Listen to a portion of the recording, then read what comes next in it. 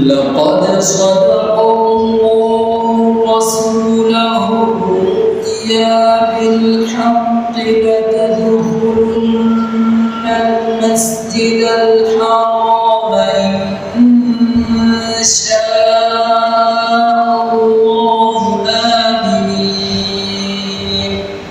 محلقين رؤوسكم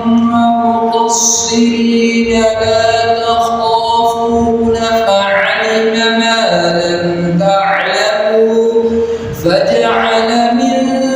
دون ذلك فتحا قريبا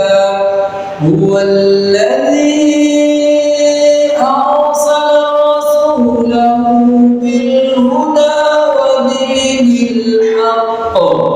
ودين الحق ليظهره على الدين كله